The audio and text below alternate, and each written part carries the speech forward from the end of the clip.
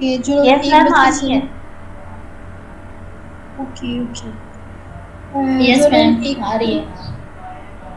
बस कहें एक तो स्लोन बता दें ये अनफ होता है। मैं आपसे कह रही हूँ कि अगर जो लोग 1 बज के 6 मिनट के बाद आ रहे हैं ना, वो लोग बाद में मुझे अपनी अटेंडेंस जरूर बताइएगा। मेरे 1 बज के 6 मिनट तक जो लोग आए हैं ना उनकी नोट कर लेंगे।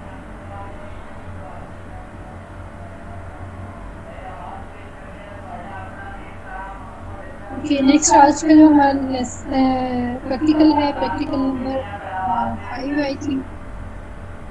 और इसमें हमने स्टेरिलाइजेशन टेक्निक पढ़नी है। लास्ट टाइम हमने पढ़ी थी sterilisation technique by physical method या हीट मेथड। आज हम पढ़ेंगे कि ये sterilisation technique by chemical method, ये केमिकल्स को यूज करके हम किस तरह स्टेरिलाइज कर सकते हैं चीज़ों को, या डिफरेंट सर्फेस हैं उनको आपने स्टेरिलाइज करना है, स्किन है उसको स्टेरिलाइज करना है। तो एक सिंपल एग्जांपल देती हूँ। जब आप कभी इंजेक्शन लगवाते हैं तो डॉक्टर कॉटन से पहले आपके जो जहाँ पे उन्होंने इंजेक्शन लगाना होता है उस चीज़ को, उस एरिया को डिसइंफेक्ट करते हैं। ठीक है, उनके पास क्या होता है, कॉटन स्वैब होता है। कॉटन स्वैब से वो उसको डिसइंफेक्ट करते हैं, फिर इंजेक्शन लगाते हैं। वो इसलिए डिसइंफेक्ट करते हैं कि अगर आपके बाजू के ऊपर पहले से कोई जर्म्स प्रेजेंट है तो वो आपकी बॉडी के अंदर नहीं इंजेक्ट हो, बल्कि वो वहाँ से रिमूव हो जाएं और जो सेफली इंजेक्शन है वो आपकी बॉडी के अंदर इंसर्ट किया जा सके। ये एक सबसे कॉमन एग्जांपल है केमिकल स्टेरिलाइजेशन की।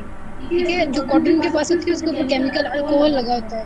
वो अल्कोहल जो है आपके बाजू की स्किन को जो है वो डिसइंफेक्ट कर देता है, और इजीली फिर वो इंजेक्शन जो है ना वो सेफली आपकी बॉडी में इंजेक्ट कर दिया जाता है। मेन प्रिंसिपल क्या है, ये जो केमिकल्स जो हैं ये क्या करेंगे बॉडी के अंदर जाके, ये चार चीज़ें जो है ना इनका मोड ऑफ एक्शन चार चीज़ों पे डिपेंड करता है। फर्स्ट ऑफ ऑल, या तो ये प्रोटीन को कोगुलेट कर देंगे ये केमिकल्स जो हैं, या फिर ये कोई बैक्टीरिया जो है उसकी सेल मेम्ब्रेन को डिस्टर्ब कर देंगे। जब सेल मेम्ब्रेन को डिस्टर्ब कर देंगे या उसको डिसइंटीग्रेट कर देंगे या उसको ब्रेक कर देंगे, तो सेल के अंदर के सारे इंग्रेडिएंट्स जो है वो बाहर आ जाएंगे और वो सेल के अपने फंक्शन परफॉर्म नहीं कर सकेगा। ठीक है, नंबर वन क्या था, प्रोटीन को कोगुलेट कर देते हैं। प्रोटीन कोगुलेशन का क्या मतलब है कि प्रोटीन जो है वो उसके मॉलिक्यूल्स, डिफरेंट मॉलिक्यूल्स हैं उनका एक क्लॉट बना देगा कि इंडिविजुअल मॉलिक्यूल्स जो है वो वर्किंग उनकी अच्छी होती है या वो बॉडी के अंदर वर्क कर रहे हैं। लेकिन जब वो कोगुलेट हो जाते हैं तो फिर आपकी बॉडी में उसका उसकी वर्किंग सही नहीं रहती। लाइक अगर आपकी बॉडी के अंदर ब्लड जो है वो एक फ्रीक्वेंसी के साथ या एक फ्लुएंटली चल रहा है तो वो वर्क कर रहा है, लेकिन अगर आपकी बॉडी में ब्लड क्लॉटिंग हो जाए तो क्या हो जाएगा, ये कोगुलेट हो जाए तो आपका ब्लड जो है वो वर्क नहीं करेगा। सिमिलरली, अगर प्रोटीन जो है वो कोगुलेट हो जाती है तो वो आपकी बॉडी के अंदर वर्क नहीं करेंगी। या बैक्टीरिया की प्रोटीन को कोगुलेट कर रहे हैं तो वो बैक्टीरिया जो है या वायरस जो है वो काम नहीं करेगा। ठीक है, फर्स्टली क्या है, प्रोटीन को कोगुलेट कर सकते हैं केमिकल्स, या फिर सेल मेम्ब्रेन को डिस्टर्ब कर सकते हैं। सेल मेम्ब्रेन को डिस्टर्ब करेंगे तो सेल के सारे जो इंग्रेडिएंट्स हैं वो लॉस हो जाएंगे, वो बाहर आ जाएंगे, जिसकी वजह से सेल जो है उसकी एक शेप और उसका प्रॉपर स्ट्रक्चर मेंटेन नहीं रहेगा और वो अपनी वर्किंग नहीं कर सकेगा। ठीक है, उसके बाद है कि एंजाइम्स जो हैं उनके पास एक फंक्शनल ग्रुप होता है, उसको हम सेल्फ एडिटर ग्रुप कहते हैं।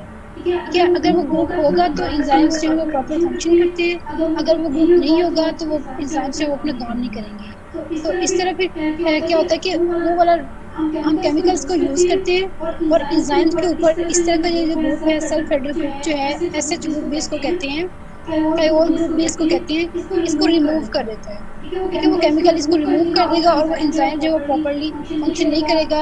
एंजाइम्स जो फंक्शन नहीं करेगा तो उसकी बहुत सारी एक्टिविटीज जो है वो डिस्टर्ब हो जाएंगी। बैक्टीरिया के अंदर कुछ एक्टिविटीज हो रही हैं, लाइक रिप्रोडक्शन भी हो रही है या बायोकेमिकल एक्टिविटीज हो रही है, तो वो इनहिबिट हो जाएंगी, वो नेक्स्ट जो है वो वर्किंग ही नहीं करेगा, जिसकी वजह से उसकी ग्रोथ स्टॉप हो जाएगी और हमारी बॉडी में उसकी इन्फेक्शन जो है वो खत्म हो जाएगी, वो ये स्टॉप हो जाएगी। इसके बाद ऐसा भी हो सकता है कि सबस्ट्रेट कंपटीशन भी हो सकता है। सबस्ट्रेट कंपटीशन में ये है कि एक सबस्ट्रेट जो है वो एंजाइम के ऊपर लगती है, उसके वो प्रोडक्ट में चेंज हो जाती है। लेकिन अगर कोई और सबस्ट्रेट उसी तरह की हो लेकिन वो रियल वाली ना हो, वो अगर आके एंजाइम के ऊपर लग जाती है तो एंजाइम इनहिबिट हो जाएगा, एंजाइम जो है वो अपनी वर्किंग नहीं करेगा। तो इससे क्या होगा कि जब एंजाइम वर्किंग नहीं करेगा तो पूरे वो जो बैक्टीरिया है उसका मेटाबॉलिज्म नहीं रन होगा, उसके अंदर एनर्जी प्रोड्यूस नहीं होगी, उसके अंदर रिप्रोडक्शन नहीं होगी, और एट द एंड क्या होगा, उसकी डेथ हो जाएगी। ठीक है, दोबारा से सुनिएगा, ये बहुत इंपॉर्टेंट चीज़ है कि हम केमिकल्स को यूज़ करके स्टेरिलाइजेशन कर रहे हैं। तो ये स्टेरिलाइजेशन कर रहे हैं, तो ये स्टेरिलाइजेशन किस तरह जो है वो हेल्प कर रही है, सॉरी, ये केमिकल्स जो है किस तरह स्टेरिलाइजेशन में हेल्प कर रहे हैं, कि अगर हम केमिकल यूज़ करते हैं तो केमिकल्स जो है वो प्रोटीन्स को कोऑपरेट कर सकते हैं। नंबर 2 पे वो सेल मेम्ब्रेन को डिस्टर्ब कर सकते हैं। नंबर 3 पे वो एंजाइम्स के फंक्शनल ग्रुप होते हैं, सेल्फ हेडरल ग्रुप्स होते हैं, थायरोइड ग्रुप भी इसको कहते हैं, एसएच ग्रुप भी इसको कहते हैं। इन सबको जो है वो रिमूव कर देगा। रिमूवल की वजह से एंजाइम्स जो वो प्रॉपर्ली फंक्शन नहीं करेंगे, और एट द एंड बैक्टीरिया के अंदर या वायरस के अंदर या फंजाई का है तो उनमें मेटाबॉलिज्म नहीं होगा, और आपका वो बैक्टीरिया जो भी चीज़ जो इन्फेक्शन काज कर रही है वो डिस्टर्ब हो जाएगी। ठीक है, सबस्ट्रेट कंपनसेशन है कि हम कोई एनालॉग भेज देते हैं। एनालॉग का मतलब है कि वो सबस्ट्रेट की तरह का होगा लेकिन वो सबस्ट्रेट नहीं होगा। जब वो एंजाइम के ऊपर जाके लग जाएगा तो वो एंजाइम की वर्किंग को रोक देगा, एंजाइम आगे वर्क नहीं करेगा, मेटाबॉलिज्म रुक जाएगा, तो सेल की डेथ हो जाएगी। ठीक है, इज इट फाइन? किसी को इस इन 4 पॉइंट्स के अंदर किसी चीज की समझ नहीं आई हो?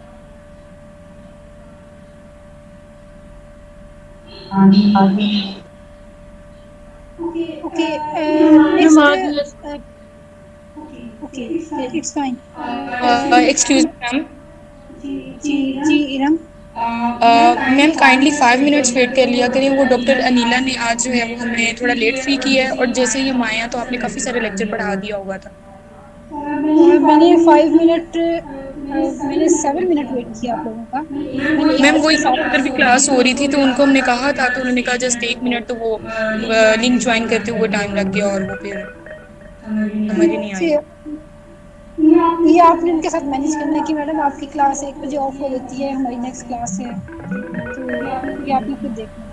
मैंने 5-6 मिनट वेट किया, और क्या होता है कि आपका फिर अगली क्लास होती है कुछ लोगों की, वो डिस्टर्ब होते हैं, और मैं नहीं चाहती कि मेरी वजह से कोई दूसरे लोग डिस्टर्ब हो। मैं अपना टाइम पे इसको स्टार्ट करूँगी, टाइम पे इसको एंड करूँगी। Okay ma'am. ओके, नेक्स्ट हमारे पास एक आपको एक स्लाइड नज़र आ रही होगी जिसमें डीनेचुरेशन और कोगुलेशन के बारे में है। ये डीनेचुरेशन जो है वो नेक्स्ट एक 2-3 जगह पे आएगा कि ये वाला जो केमिकल है ये प्रोटीन डीनेचुरेशन कर सकता है, कर देता है, और कोगुलेशन भी कहीं पे आ जाएगा। इस वजह से मैंने इसको क्लियरिफाई करने के लिए आपको मेन मेन पॉइंट्स बताऊंगी कि डीनेचुरेशन का क्या मतलब है, कि डीनेचुरेशन में क्या है कि कोई मॉलिक्यूल है उसकी प्रॉपर्टीज को चेंज कर दिया जाता है, लाइक उसके अंदर कोई बॉन्डिंग है तो उस बॉन्डिंग को खत्म कर दिया जाता है, वो प्रोटीन डीनेचर हो जाती है। प्रोटीन कोगुलेशन का क्या मतलब है, या सिंपल कोगुलेशन का क्या मतलब है कि छोटे छोटे मॉलिक्यूल्स हैं वो अपना काम कर रहे हैं, लेकिन अगर आप कोई केमिकल डालते हैं उसमें, या केमिकल जो है वो अप्लाई करते हैं, तो उसके अंदर एग्रीगेट्स बन जाते हैं, वो स्मॉल मॉलिक्यूल्स मिलकर एक बड़ा मॉलिक्यूल बना देते हैं। जब ये बड़ा मॉलिक्यूल बन जाएगा तो फिर भी इसकी फंक्शनिंग नहीं होगी। कुछ जो है केमिकल्स इस तरह हैं कि वो डीनेचुरेशन करते हैं, कुछ इस तरह है कि वो कोगुलेट कर देते हैं। ठीक है, कुछ जो है बॉन्डिंग को खत्म कर देंगे, कुछ जो है कुछ स्मॉल मॉलिक्यूल्स को बंद करके उसको एग्रीगेट्स बना देंगे, उसको बड़े मॉलिक्यूल्स बना देंगे। दोनों में होगा तो ये कि आप क्लास पे पूछ सकते हैं, मुझे अपनी बात कंप्लीट करने दो। कोगुलेशन में होगा कि वो एग्रीगेट्स बन जाएंगे, एक बड़ा मॉलिक्यूल बन जाएगा जिसकी वजह से वो प्रॉपर फंक्शनिंग नहीं होगी। तो मोस्टली हम जब केमिकल्स यूज़ करते हैं तो प्रोटीन्स जो है वो डीनेचर हो जाती हैं, डीनेचर हो जाती है कि उसकी उसकी वर्किंग जो है वो नहीं रहती, वो वर्क करना छोड़ देंगी, और इस तरह जो है वो माइक्रो ऑर्गेनिजम्स जो है वो किल हो जाएगा, और आपके पास जो भी चीज़ होगी वो स्टेरिलाइज हो जाएगी। ठीक है, और डीनेचुरेशन जो है इसमें आप जो है वो एसिड भी यूज़ कर सकते हैं, बेस भी यूज़ कर सकते हैं, हीट भी यूज़ कर सकते हैं, रेडिएशंस भी यूज़ कर सकते हैं। इन सब मेथड्स को यूज़ करके जो है ना आप प्रोटीन की डीनेचुरेशन कर सकते हैं। जबकि कोगुलेशन में जो है वो आप केमिकल्स यूज़ करते हैं, या आप जो है क्लॉटिंग फैक्टर्स होंगे आप वो यूज़ करते हैं। लाइक आप लैब में टेस्ट करवाते हैं ना, तो वहाँ पे प्रोटीन को कोagulate करते हैं। वो प्रोटीन को कोagulate करने के लिए जिस वायर के अंदर आप ब्लड देते हैं उसके अंदर केमिकल डालते हैं, ठीक है, डालते हैं या पहले से उसके अंदर मौजूद होता है। अगर कुछ लोगों को लैब का एक्सपीरियंस है तो उनको पता होगा कि उसके अंदर कौन सा केमिकल होता है या कौन सा वो बाद में डालते हैं। तो प्रोटीन को कोagulate करके वहाँ से सीरम को अलग करना होता है। जैसे कुछ टेस्ट ऐसे होते हैं उसमें सिर्फ सीरम चाहिए होता है, हमें प्लाज्मा की जरूरत नहीं होती। तो इस तरह आपने उसको उसकी कोagulation करके जो है ना उसको नेक्स्ट फेज पे आना है। ठीक है, नेक्स्ट हमारे पास एक मोस्ट इम्पोर्टेंट केमिकल है अल्कोहल। अल्कोहल जो है इसमें एथेनॉल है, प्रोपानॉल है, आइसोप्रोपानॉल है। तो ये सारे यूज करके हम क्या करते हैं कि किसी भी सरफेस के ऊपर, लाइक लिविंग सरफेस है, हमारी अपनी स्किन है, या कोई नॉन लिविंग सरफेस है जहाँ पे आप अपना कोई काम कर रहे हैं, रिसर्च वर्क कर रहे हैं, तो वहाँ पे इसको अप्लाई करते हैं।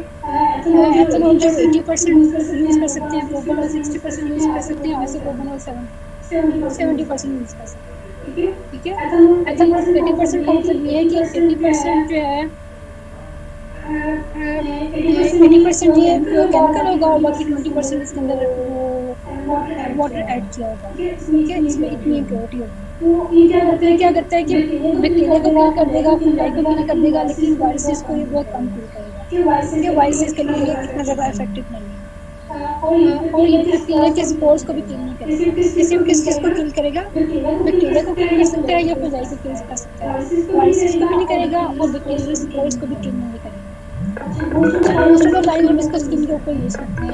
जैसे मैंने फर्स्ट बात ही आपको एक एग्जांपल दी थी कि जब आप इंजेक्शन लगवाते हैं तो उसमें सबसे पहले वो डिसइंफेक्ट करते हैं इस एरिया को, तो उसको डिसइंफेक्ट करते वो किसके करते हैं? अल्कोहल होता है उनके पास। ठीक है, अल्कोहल जो है उसे डिसइंफेक्ट करने का मतलब ये है कि वहाँ पे अगर कोई बैक्टीरिया है तो उसको रिमूव कर दिया जाता है या उसकी ग्रोथ को इनहिबिट कर दिया जाता है, ताकि वो आपकी बॉडी के अंदर इंजेक्ट ना हो और आपको इन्फेक्शन पास नहीं हो।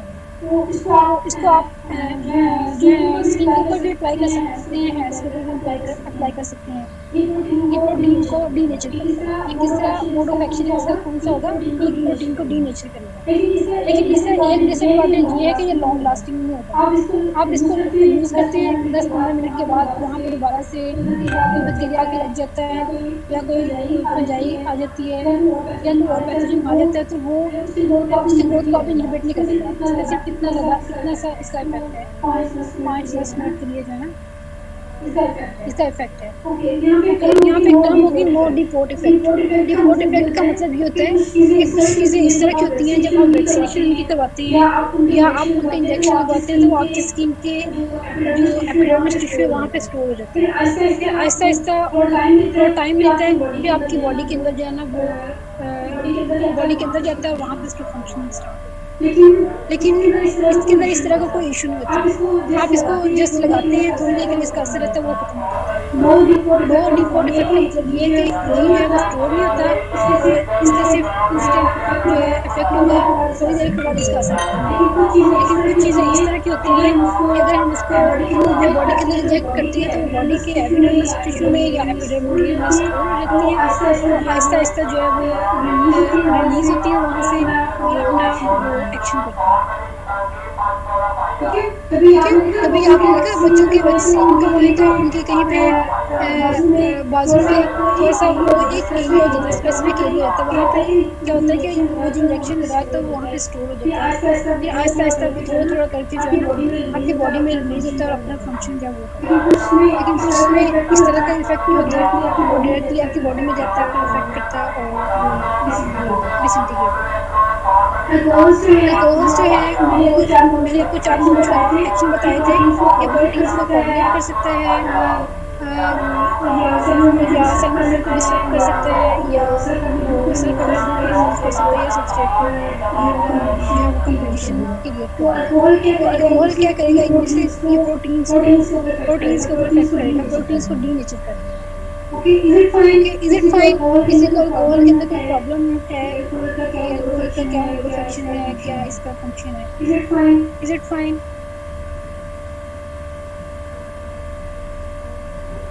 Yes, ma'am. Yes, ma'am. Yes, ma'am. Okay,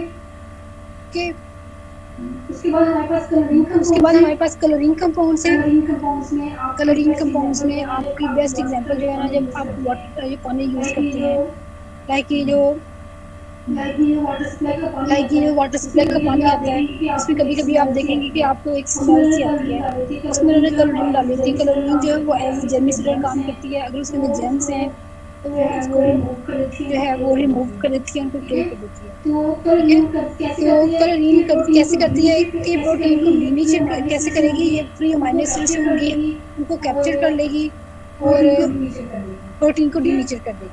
ठीक है। और इसके एक और बेस्ट एग्जांपल मैं आपको बताती हूँ कि कलरिंग कंपाउंड्स जो आप घर में ब्लीच यूज करते हैं कपड़े धोने के लिए, लाइक कोई वो किसी के ऊपर ये स्टेन है तो आप उसमें ब्लीच यूज करते हैं ना, मोस्टली फीमेल को पता होगा कि सोडियम हाइपोक्लोराइड जो है वो हम डालते हैं कपड़े के अंदर, तो उससे वो फाइन हो जाता है।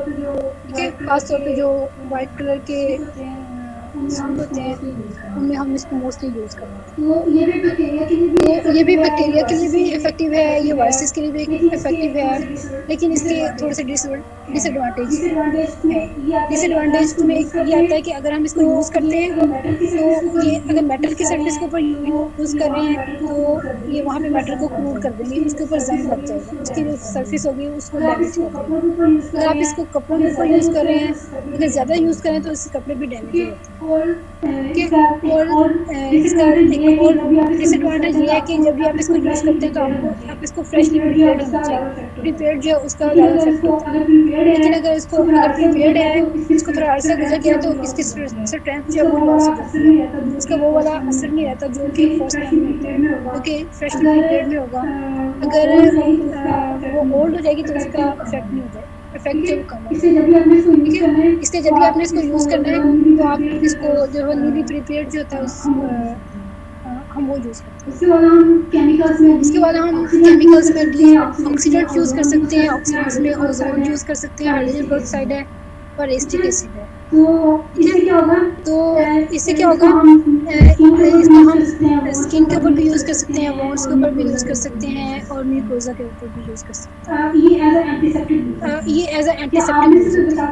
क्या आप में से कोई बता सकते हैं कि एंटीसेप्टिक का क्या मतलब है और डिसइंफेक्ट का क्या मतलब है? पीछे मैंने बार बार डिसइंफेक्शन बोला है, डिसइंफेक्शन बोला है, और अब एंटीसेप्टिक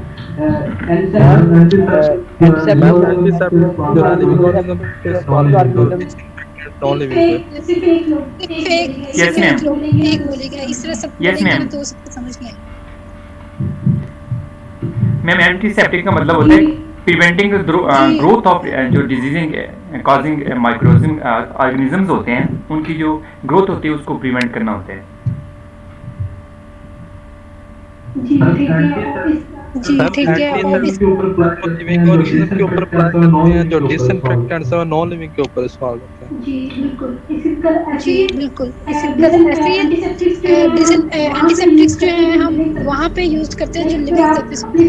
लाइक अगर आप अपने स्किन के ऊपर कोई चीज यूज कर रहे हैं तो वो एंटीसेप्टिक होगी। अगर कोई चीज आप नॉन लिविंग के ऊपर यूज कर रहे हैं, किसी सरफेस के ऊपर यूज कर रहे हैं, तो वो क्या चीज होगी, वो डिसइंफेक्ट होगी। ठीक है, तो आप में से कोई एग्जांपल दे सकते हैं कि हम कौन से एंटीसेप्टिक है मोस्ट कॉमनली यूज करते हैं?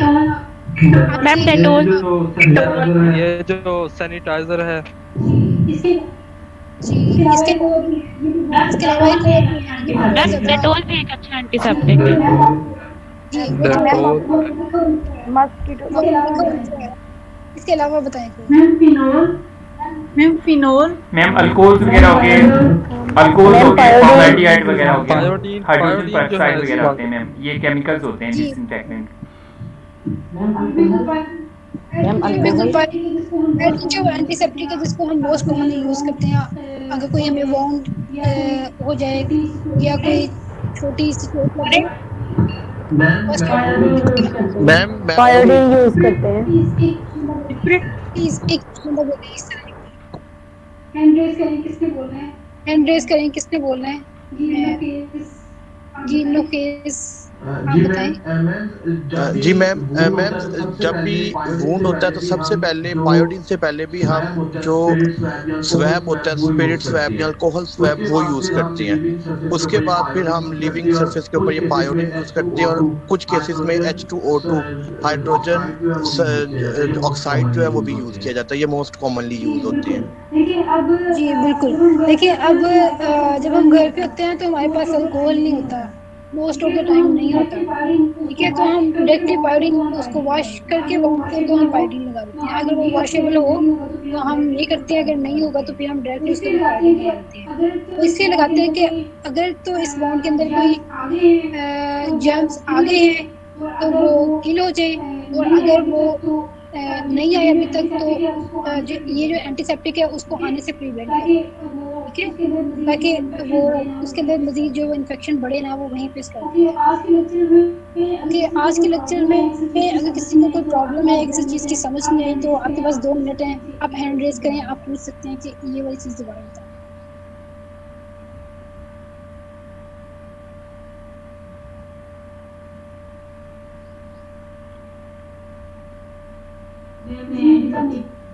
मैम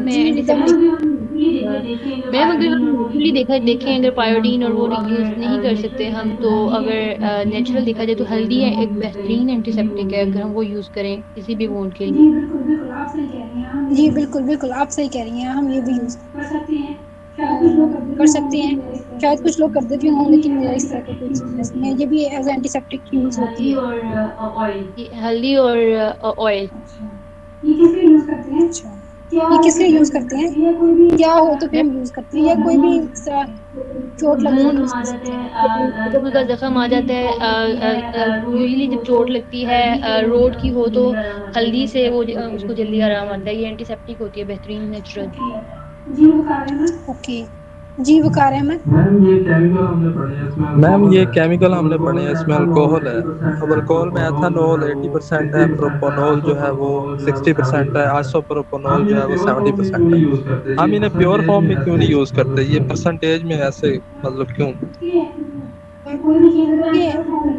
कोई भी चीज़ अगर हम प्योर फॉर्म में यूज़ करेंगे ना, तो वो आपको फ़ायदा देने की बजाय नुकसान भी दे सकती है। लाइक आपने यहाँ पे किसी का डिसएडवांटेज पढ़ा है ना, कि ये म्यूकसल इरिटेंट भी होती हैं, इरिटेशन काज करेंगे। तो आपने ये जब ये चीज़ें बनाते हैं ना, तो उसके ऊपर डिफरेंट ट्रायल्स होती हैं कि ये आपके सर्फेस के ऊपर कितनी अमाउंट के अंदर, कितनी परसेंटेज के अंदर जो है ना इफेक्टिव भी है और सेफ भी है। अगर आप 100% यूज़ करेंगे, तो वो आपकी स्किन को डैमेज भी कर सकती है। इसकी एग्जांपल मैं आपको एसिड देके करती हूँ। एसिड हम यूज़ करते हैं अगर किसी चीज़ के अंदर, तो आपने देखा होगा कि कभी भी आप प्योर एसिड नहीं यूज़ करते। आप जो है वो एसिड जो है वो 2%, 3%, 4%, या अगर आपके पास प्योर भी है ना, तो आप वाटर लेते हैं, उसके अंदर एसिड डालते हैं, उसको जो है उसका सोल्यूशन बना के फिर उसको यूज़ करते हैं। अगर आप उसको डायरेक्टली यूज़ करेंगे ना, तो वो आपकी किसी भी सरफेस को बर्न कर देगा। तो जब आप उसके अंदर पानी ऐड कर लेते हैं, तो उसकी ये बर्निंग पावर जो है, या आपकी इफेक्टिवनेस जो है वो कम हो जाती है। ठीक है, तो हम ट्रायल्स करते हैं कि एथेनॉल जो है वो 80% इफेक्टिव है या 90% इफेक्टिव है। अगर वो 90% इफेक्टिव है या 80% इफेक्टिव है, क्या वो स्किन के ऊपर हमारे स्किन के ऊपर कोई प्रॉब्लम तो नहीं काज कर रही है? अगर वो काज कर रही है, तो उसकी स्ट्रेंथ को और कम कर देंगे। अगर 80% पे वो इफेक्टिव है और वो स्किन को भी डैमेज नहीं कर रही, भी 80% अलाउ करेंगे। अगर इससे कम होगा तो इससे कम करेंगे। ठीक है, ट्रायल्स करके फिर वो जितनी जो है हमारे लिए रिलेबल होती है, जितनी हमारे लिए सेफ होती है, हम उसको यूज़ करेंगे। अगर 100% यूज़ करेंगे, तो वो हमारे लिए प्रॉब्लम क्रिएट कर सकता है। जी मैम, ये जितने केमिकल हमने पढ़े हैं, इनका कोई ना कोई साइड इफेक्ट है, तो इसमें कोई और मेथड है कि इसको साइड इफेक्ट को मिनिमाइज किया जा सके? जी ये देखिए, इनकी ये स्ट्रेंथ को कम करके या उसका अल्टरनेट जो है, ये तो एक सिंपल बताया ना। अब तो बहुत सारे इस तरह के हैं कि उसके अल्टरनेट हम यूज़ कर सकते हैं, उसके अल्टरनेट यूज़ करके। या आप देख लें कि कुछ ऐसे सर्फेस हैं जिनके ऊपर अगर केमिकल्स नहीं अप्लाई हो सकते, तो हम डिफरेंट और मेथड यूज़ कर लेते हैं, फिजिकल मेथड यूज़ कर लेते हैं, हीट मेथड यूज़ कर लेते हैं। अगर ये भी जो है वो हमारे लिए सूटेबल नहीं है, तो फिल्ट्रेशन मेथड देते हैं हम। फिल्ट्रेशन से फिर स्टरलाइजेशन, ठीक है, इन सब में से हम एक चूज करते हैं कि कौन सा सेफ है, किस चीज़ को हम। लाइक आप ड्रग्स के केस में आते हैं कि कुछ ड्रग्स होती हैं वो हीट सेंसिटिव होती है, वो केमिकल सेंसिटिव भी होती है। ठीक है, या अगर हम उनमें केमिकल डालेंगे तो वो डैमेज हो सकती है, या अगर केमिकल्स डालेंगे तो उनका इफेक्ट जो वो चेंज हो सकता है। अगर आप उसको हीट मेथड से करते हैं, तो हीट मेथड जो है वो भी इफेक्ट, वो उसका भी साइड इफेक्ट आ सकता है। तो फिर हम अगले मेथड पे चल जाते हैं, फिल्ट्रेशन मेथड से। हम फ़िल्टर करते हैं उन चीज़ों को और फ़िल्टर करके उसके अंदर अगर कोई बैक्टीरिया है या वायरसेस है, इस तरह के फ़िल्टर्स बनाए गए हैं जो कि बैक्टीरिया और वायरसेस को पास आउट नहीं होने देंगे, ठीक है? अपने अंदर से पास नहीं होने देंगे और वो ऊपर आ जाएँगे और जो ड्रग होगी उसको इतना जो है वो उन्होंने बनाया होता है कि वो स्ट्रेन से गुज़र जाते हैं और उसको सेफली जो है वो प्योर बनाते हैं। ये इसका अल्टरनेट ये हो सकता है, इस तरह इसको मिनिमाइज़ कर सकते हैं। या फिर ये कि उसकी इफ़ेक्टिवनेस देखते हैं कि अगर ये 50% पे इफ़ेक्टिव है, तो 50% पे उसको यूज़ कर लेते हैं। बस ये इसके अल्टरनेटिव्स हैं। जी मैम, थैंक यू। ओके, इसके बाद और एक और स्टूडेंट है, आपका फुल नेम नहीं मुझे आ रहा। 068 आपकी आ रहा है मोहम्मद। आप क्या कहना चाहते हैं? मोहम्मद। यस मैम, वो ये पूछना था कि ये क्लोरीन कंपाउंड में जो क्लोरीन गैस की एग्जांपल भी हम इंक्लूड कर सकते हैं जो स्विमिंग पूल में डालते जी, हैं जी। कम स्किल करने के लिए। बिल्कुल यूज़ कर सकते हैं, बल्कि मैंने एग्ज़ाम्पल दे के बताया कि जब हम ये वाटर सप्लाई का पानी यूज़ करते हैं ना, इसको भी उन्होंने इसे यूज़ करते हैं कि इसको उन्होंने प्यूरीफाई किया होता है। उन्होंने इसको स्टरलाइज़ किया होता है, इसके अंदर क्लोरीन जो है जब जिस सोर्स से वो आता है ना, उसके अंदर क्लोरीन ऐड की होती है और जैसे-जैसे वो आता जाता है, तो वो स्टरलाइज़ होता है। जी ठीक है? मैम, थैंक स्टरलाइज़ होके हमारे पास आता है। और इसके अलावा इसका यही हाउस होल्ड यूज़ में काम है मैम या आप इसका जब इंडस्ट्री में जाते हैं। इसका डिसएडवांटेज भी है कोई? सॉरी दोबारा से बोलिएगा।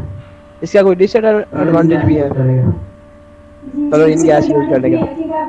जी, बिल्कुल डिसएडवांटेज भी है कि अगर आप इसको ज़्यादा चीज़ में सॉरी ज़्यादा मिक़दार में यूज़ कर लेते हैं, तो आप देखते हैं कि जब पानी में उसकी ज़्यादा स्मेल आती है तो हम उसको यूज़ नहीं कर सकते। अगर आप वो पीना चाहें तो आपको पीने में बड़ी प्रॉब्लम होती है कि ये अगर मैं पीऊँगा तो हो सकता है ये केमिकल्स मेरे लिए डैमेजिंग हो, आपके ऑर्गन्स को भी डैमेज कर सकते हैं। उसकी सिर्फ़ एक मिनिमम अमाउंट है, एक स्पेसिफ़िक अमाउंट है जो कि इफ़ेक्टिव होगी और वही आपके लिए भी सूटेबल होगी। अगर ज़्यादा में यूज़